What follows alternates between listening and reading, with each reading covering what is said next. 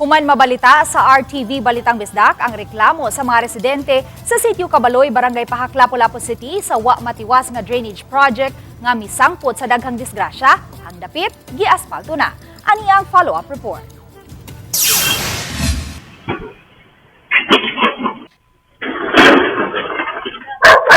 Pipila lang kini sa mga aksidente sa Sitio Kabaloy Barangay Pajac nunod sa wa matiwas nga drainage project. Ang maong mga insidente nakuhaan sa CCTV sa usa sa mga panimay at bang sa wa napatag nga karsada.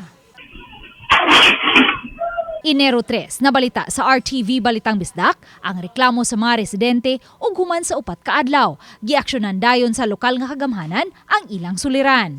Ang kaniadtong Libaongon'g nga daan karon napatag na human maaspalto. Butang nga gikalipay sa mga residente sa Sitio Kabaloy, ilabi na sa mga motorista nga matag adlaw maagi sa dapit. Halos ang maagi, malipay na jud sila kay di na sila magminor ngan apay maaksidente mahitabo sa sunod. Amo na ma'am akong mensahe nga ining iriyaha. Daghang salamat jud sa pagpaluap nimo sa Balitang Bisdak na lipay jud ang mga pahakanon tungod aning iriyaha. Kanang lisod yung kasada katong wala pa ma-repair ba. Karon daha na may nandagan. Nagpasalamat kimigdak ko nga gi-repair kamay. Gikalipay Manila ang paspas nga pag-aksyon sa lokal nga kagamhanan sa pagpatag sa daan. Apan nang hinaut usab sila nga unta matiwas gayud ang road improvement and drainage project sa ilang sitio. Kini ilabi na kay lupa ang ilang lugar ug sagad ning bahaan matag higayon nga mubunok ang uwan. Atol sa pagbunok sa uwan niadtong miaging semana, gisanapan na usab sa tubig baha ang mga balay sa Sitio Kabaloy. Karon ang among problema karon panahon sa tig-ulan, amo ni diri ang drainage nga wa natapos. Pag ulan, okay ang kalsada, pero ang baha na pod.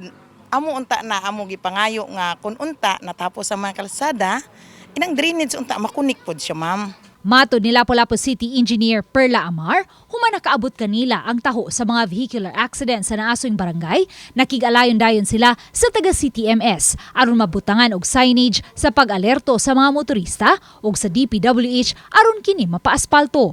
Kami magpunta sa city mo aspalto, only lang we are so dependent on the batching plant manggod sa atuang supplier, so wala pa jud ta kakuha og aspalto from the supplier. So good to note nga DPWH kanang sila na ang ni aspalto gyud.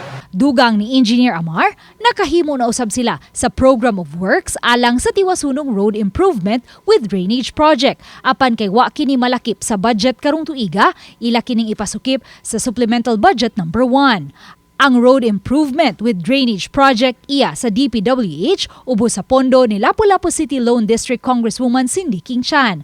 Apan kinakuwang ang budget, hinungdan nga wa kini matiwas o gitugyan na lang ngadto sa city government ang pagtiwas og trabaho sa gibanabanang 30 to 50 meters nga gitas-on sa sumpayunon nga proyekto.